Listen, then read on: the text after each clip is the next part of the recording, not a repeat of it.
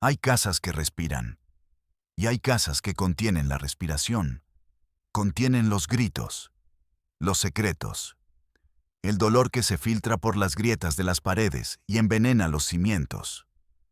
Hoy no vamos a un rincón olvidado de la sierra, ni a una selva lejana. Hoy vamos al corazón de una de las ciudades más prósperas de México, a Querétaro. A una calle normal, a una casa normal, a un infierno que se construyó a puerta cerrada. Un infierno gobernado por un hombre que se autoproclamó Dios y que obligó a sus propios hijos a cometer el pecado más antiguo, a relacionarse entre ellos, para crear una nueva estirpe, una estirpe maldita.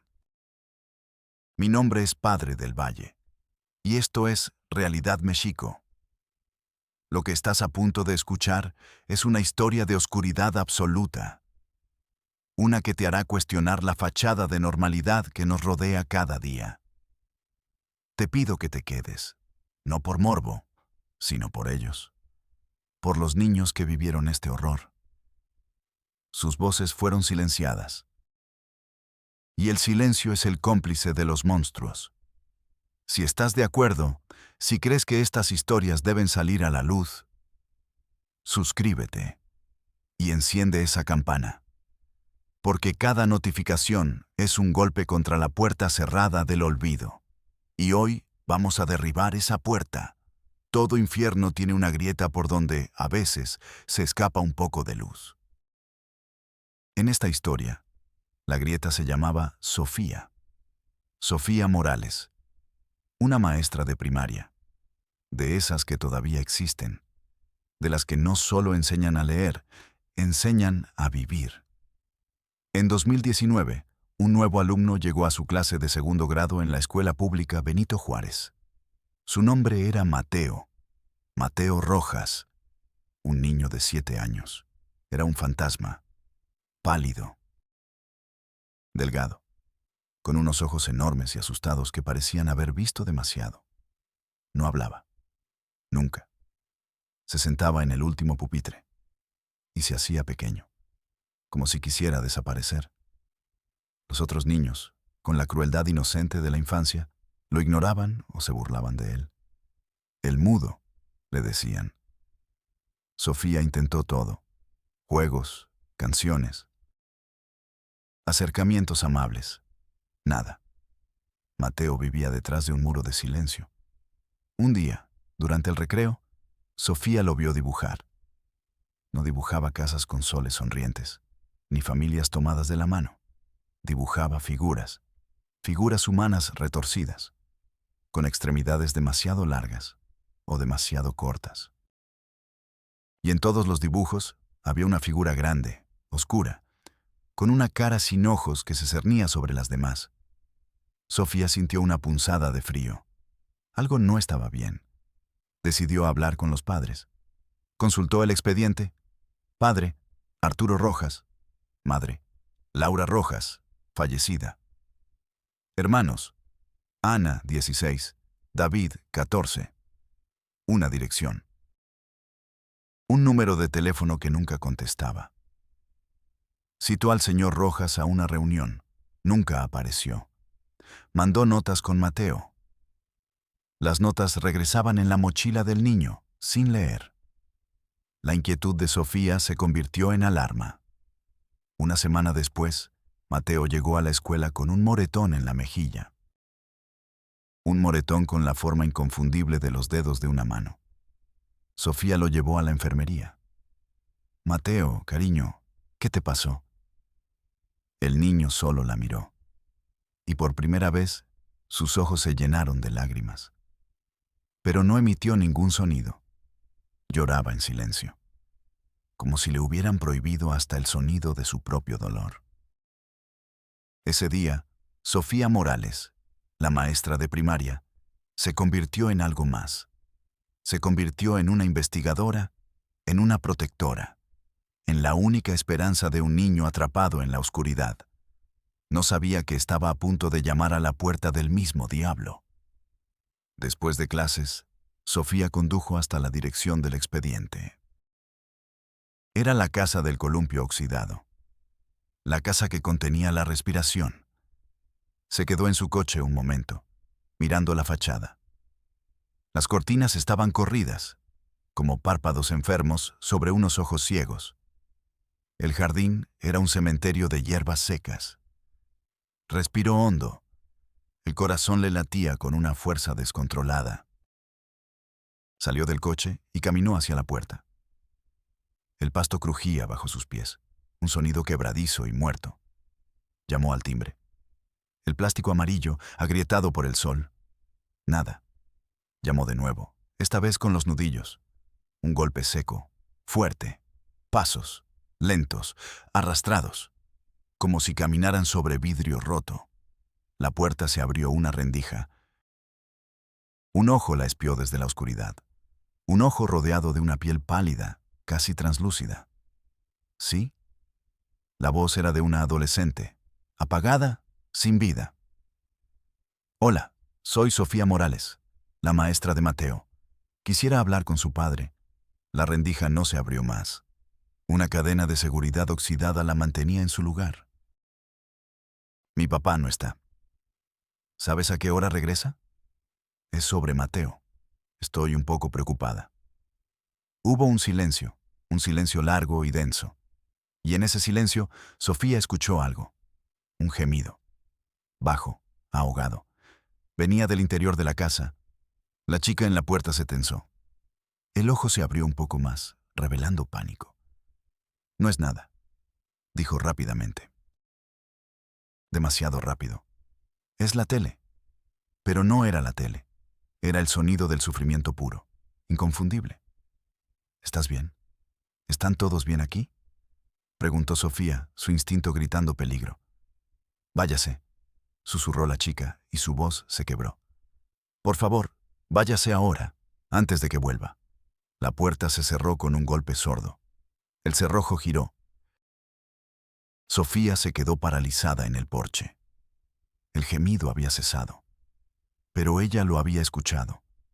Estaba grabado en su mente, sintió un sabor metálico en la boca, el sabor del miedo, no el suyo, el de ellos. Regresó a su coche, con las manos temblando. Sabía que no podía ir a la policía sin pruebas. La palabra de una maestra contra la puerta cerrada de una casa. Pero no podía dejarlo así. No podía. Esa noche, mientras intentaba dormir, la imagen de los dibujos de Mateo volvió a su mente. Las figuras retorcidas, las sombras sin ojos. Y recordó un detalle que había pasado por alto. En uno de los dibujos, una de las figuras pequeñas, la que parecía una niña, tenía algo en la mano. Un objeto, un teléfono. Y en la pantalla del teléfono había un garabato, un símbolo, una espiral. Sofía se levantó de la cama de un salto. Revisó sus redes sociales. Buscó perfiles con el apellido Rojas en Querétaro. Nada. Luego recordó el símbolo. Buscó hashtag Espiral Querétaro, símbolo espiral, y entonces lo encontró. Un perfil de Instagram. Privado. El nombre de usuario era Ángel Caido 16. La foto de perfil era una imagen borrosa de una rosa negra. Y en la biografía, solo una palabra. Ayuda. Y al lado, el símbolo de la espiral. Era el perfil de Ana, la hermana de 16 años. Sofía le envió una solicitud de seguimiento y un mensaje. Soy la maestra de Mateo. Sé que algo pasa. Quiero ayudar. La respuesta llegó en menos de un minuto. Nadie puede. Déjame intentarlo, escribió Sofía, con el corazón en un puño. Silencio. Un silencio digital que se sentía tan pesado como el de la casa. Luego, un nuevo mensaje. Él nos vigila, siempre. Revisa todo. Destruye esto después de verlo. Y debajo, un archivo de vídeo. Sofía lo descargó. Las manos le sudaban. Abrió el vídeo. Era oscuro, granulado. Filmado a escondidas desde el quicio de una puerta, se veía una habitación, un dormitorio de adolescente. pósters de bandas de rock arrancados de las paredes. En la cama estaban David y Ana. Los hermanos estaban desnudos, no se movían. Solo miraban al techo con los ojos vacíos, como muñecos rotos. Y junto a la cama, de pie, estaba la figura de la sombra sin ojos de los dibujos de Mateo. Su padre, Arturo Rojas. No se le veía la cara. La cámara temblorosa solo captaba su silueta. Pero se escuchaba su voz, calma, monstruosa, pedagógica. La sangre debe permanecer pura, decía. El mundo de afuera está contaminado. Es un océano de barro y nosotros somos el único barco, el arca. Hizo una pausa. Se escuchó el sonido de sus pasos en el suelo de madera. Sois Adán y Eva, el principio de una nueva humanidad. Vuestra madre lo entendió. Por eso se fue. Era débil. Su sangre era impura. No soportó el honor que les fue conferido. Se inclinó sobre ellos. La sombra los cubrió por completo. Ahora cumplid vuestro deber sagrado. Aménse. No como hermanos, sino como los primeros. Sofía dejó caer el teléfono. El aparato golpeó el suelo con un ruido sordo. Se tapó la boca para no gritar. Un grito que le desgarraba la garganta desde adentro. El aire se había vuelto denso, pesado, irrespirable. Corrió al baño y vomitó. Vomitó hasta que solo le quedaron arcadas secas y dolorosas. El horror no era una sospecha. Era una certeza grabada en un archivo de video de 32 segundos. Un padre, obligando a sus hijos a cometer lo impensable, en nombre de una locura retorcida y metódica. ¿Quién era Arturo Rojas? ¿De dónde nace un monstruo así? Sofía, mientras el sistema la ignoraba, buscó respuestas. Habló con antiguos vecinos, con excolegas. Buscó en registros públicos, en noticias locales archivadas. Pintó el retrato de un hombre que se quebró en silencio y arrastró a su familia al abismo. Arturo no siempre fue un monstruo. O quizás el monstruo siempre estuvo ahí, dormido, esperando. Era un ingeniero brillante, un genio, decían algunos. Trabajaba para una prestigiosa empresa de tecnología en Querétaro, casado con Laura. Un matrimonio que parecía perfecto desde fuera. 3 hijos, una casa bonita, 2 coches en la cochera. La fotografía perfecta del éxito de la clase media mexicana. Pero debajo de la superficie, la podredumbre crecía. Arturo era un hombre controlador, obsesivo, patológicamente celoso. Poco a poco, aisló a Laura de sus amigos, de su familia. Controlaba sus llamadas, sus salidas, su dinero. La casa se convirtió en su jaula de oro. En 2015, la empresa de Arturo lo despidió. Reducción de personal, le dijeron. Una decisión corporativa. Para Arturo, fue una humillación insoportable, una traición. El mundo exterior lo había rechazado. Lo había juzgado y encontrado prescindible. Se encerró en casa, en el estudio, en Internet. Cayó en la madriguera del conejo de las teorías de conspiración más oscuras. Foros de extrema derecha, cultos apocalípticos, manifiestos sobre la pureza racial y la decadencia de la sociedad moderna. Empezó a ver el mundo como un lugar corrupto, enfermo, condenado. Y él, Arturo Rojas, era uno de los pocos puros que quedaban. Su familia no era su familia, era su laboratorio, su arca para sobrevivir al diluvio de impureza que veía por todas partes. Laura, su esposa, intentó luchar. Sofía encontró a una prima lejana de Laura, una mujer que no la había visto en años. Laura me llamaba a escondidas, le confesó la mujer con la voz rota. Decía que Arturo estaba cambiando, que hablaba de la sangre y de limpiar el linaje, que los niños eran semillas sagradas. Yo le dije que se fuera, que tomara a los niños y huyera. Hizo una pausa, tragando saliva. La última vez que hablé con ella, me dijo que lo haría, que tenía un plan. Una semana después, Arturo llamó a la familia. Dijo que Laura los había abandonado, que se había ido con otro hombre.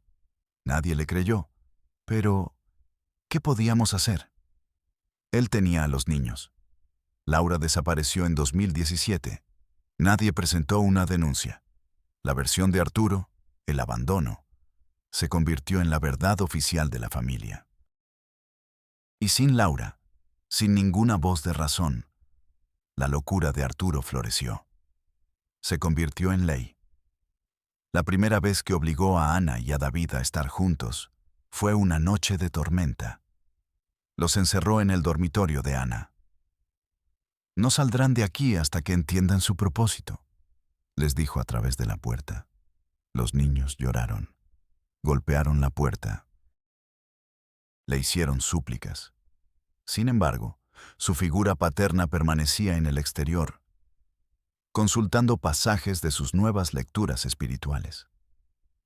Textos sobre conceptos de herencia biológica y selección genética. Después de 2 días sin alimentos ni hidratación, los menores cedieron a las circunstancias o experimentaron un quiebre emocional. Con el vídeo en su teléfono, un arma nuclear humeando en la palma de su mano, Sofía creyó que todo sería rápido, que el sistema, al ver el horror, actuaría. ¡Qué ingenua era! A primera hora de la mañana siguiente, fue a la comisaría de policía más cercana. Una oficina pequeña, con olor a cloro y a desesperanza. A primera hora de la mañana siguiente, fue a la comisaría de policía más cercana. Una oficina pequeña, con olor a cloro y a desesperanza. El funcionario de turno, una persona de complexión sólida con vestimenta oficial ajustada y expresión de cansancio habitual, alzó la mirada de su actividad de entretenimiento. Su expresión no cambió. Cuando terminó, suspiró. «A ver, señorita», dijo con un tono paternalista que le revolvió el estómago a Sofía. «¿Usted sabe que grabar a alguien sin su consentimiento es un delito? Este vídeo es prueba ilícita. En un juicio no vale nada». Sofía se quedó helada. ¿Está bromeando? Mire lo que ese hombre les está haciendo a sus hijos. Yo lo que veo es un vídeo de pésima calidad que podría ser cualquier cosa. Montado, falso. Y obtenido ilegalmente. ¿Quién lo grabó? No puedo decirlo. La persona corre peligro. El oficial se recostó en su silla, que protestó con un chirrido. Mire, maestra. Si quiere proceder, tiene que levantar una denuncia formal. Por escrito. Llenar el formato C12. Necesitamos nombres completos, dirección, y usted figuraría como denunciante. ¿Está dispuesta a eso? Le deslizó un formulario a través del mostrador. Un papel con docenas de casillas. Un laberinto de burocracia. ¿Y qué pasará cuando lo llene?, preguntó Sofía. Se le asignará un número de folio. Pasará al Ministerio Público. Un investigador lo evaluará. Si consideran que hay mérito, iniciarán una averiguación previa. ¿Cuánto tiempo tarda eso? El oficial se encogió de hombros. Semanas, meses, depende de la carga de trabajo. Semanas, meses. Sofía sintió una oleada de frío. El frío de la indiferencia. Las paredes de la comisaría, pintadas de un color verde institucional, parecieron encogerse a su alrededor. Salió de allí con el formulario en la mano. Un pedazo de papel inútil. Una bofetada. No se rindió. Si la policía no actuaba, quizás el DIF lo haría. El desarrollo integral de la familia. Los protectores de los niños. Condujo hasta las oficinas centrales. Un edificio más grande, más moderno, pero con el mismo aire de estancamiento. Después de 2 horas de espera en una sala llena de mujeres con miradas cansadas y niños llorosos, la recibió una trabajadora social, la licenciada Ramírez, una mujer de unos 40 años, con ojeras profundas y una pila de expedientes que amenazaba con derrumbarse sobre su escritorio. Sofía volvió a contar su historia. Volvió a mostrar el vídeo. La licenciada Ramírez lo miró con más atención que el policía. Incluso pareció conmoverse. Pero al final, suspiró el mismo suspiro de derrota. Maestra, entiendo su urgencia. Y esto es monstruoso, dijo, buscando las palabras. Pero nuestro protocolo es muy claro. Nosotros no podemos intervenir en un domicilio sin una orden judicial. Es allanamiento de morada. Pero son niños en riesgo inminente, exclamó Sofía. Lo sé, pero la ley es la ley. Para que un juez nos dé una orden, necesitamos una denuncia formal admitida por el Ministerio Público. Lo que le dijeron en la comisaría es el primer paso. Pero me dijeron que tardaría meses. A veces es más rápido, dijo la licenciada sin mucha convicción. Mire, lo que puedo hacer es abrir un expediente de riesgo potencial. Llene este formato. Le entregó otra hoja. El formato 7A. Solicitud de intervención urgente. Con esto, podemos poner el caso en una lista de prioridad. Cuando el Ministerio Público actúe, ¿estaremos listos para recibir a los menores? Sofía miró el nuevo formulario. Era una copia casi idéntica del anterior. El sistema no buscaba justicia. Buscaba ordenar el horror en carpetas, clasificarlo, archivarlo hasta que fuera olvidado. Señorita, dijo la licenciada bajando la voz, un consejo. Vaya directamente al Ministerio Público, a la Fiscalía especializada en delitos sexuales. A veces, si das con el fiscal correcto, dejó la frase en el aire. Una pequeña, diminuta brasa de esperanza. Sofía se aferró a ella. Pasó 2 días intentando conseguir una cita, llamadas que no eran contestadas, correos que rebotaban. Finalmente, hizo lo que hacen los desesperados. Se plantó en la entrada del edificio de la Fiscalía y esperó. Horas. Bajo el sol de Querétaro. Hasta que un joven asistente, compadecido o harto de verla, la hizo pasar. La llevó a una pequeña oficina sin ventanas. Allí la esperaba el licenciado Fuentes, un fiscal joven, con un traje que le quedaba un poco grande y el aire de quien quiere demostrar su valía. Por primera vez, Sofía se sintió escuchada. Fuentes vio el vídeo. Su rostro se endureció. Hizo preguntas. Anotó todo. Esto es suficiente, dijo. Con esto puedo solicitar una orden de cateo y rescate. Es una flagrancia equiparada. Sofía sintió que el aire volvía a sus pulmones. Por fin, alguien. Pero, dijo el fiscal, y ese pero fue como un puñetazo. Necesito la fuente, necesito al testigo que grabó esto. Para el juicio. Si no, como le dijo el policía, la defensa argumentará que es prueba ilícita. Pueden tumbar el caso. Y el juez me va a crucificar si solicito una orden con una prueba que puede ser invalidada. No puedo. Le prometí que la protegería. Maestra, entiendo, dijo Fuentes con una frustración genuina. Pero el sistema legal es un juego de reglas. No puedo saltármelas. Si el padre tiene un buen abogado y con dinero, lo tendrá. Buscará cualquier tecnicismo. Y la procedencia de esta prueba es un tecnicismo del tamaño de un edificio. Se recargó en su silla. Tráigame al testigo. Convénzalo. O convénzala. Dígale que le daremos protección. Que es la única manera de que esto no quede impune. Sin un testimonio directo.